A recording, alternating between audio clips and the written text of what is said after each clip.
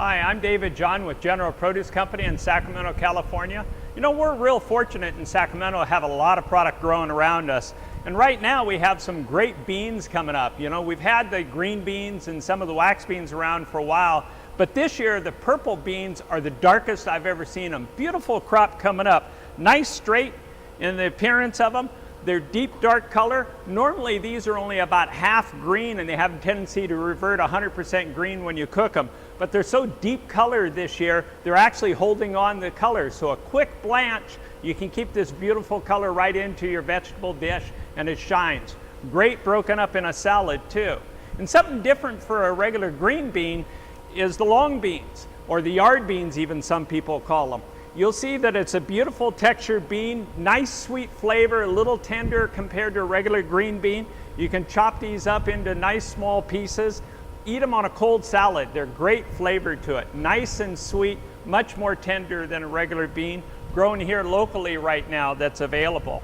And towards the end of summer, after we've had a lot of hot days, we start to get some okra available. Now this is grown a little south of us, but we're seeing some local product around, and it'll be here until probably early fall. As soon as we get cool nights, we kind of lose the okra. It just doesn't take coolness at all. It needs the heat.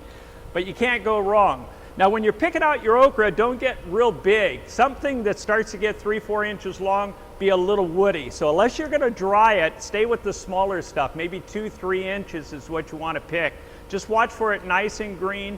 It has to stay cold, but it doesn't like the wind of the cold. So when you put it in your refrigerator, put it in a paper bag so it stays nice and cold, but no direct air is blowing on it, and it'll hold up and be much nicer.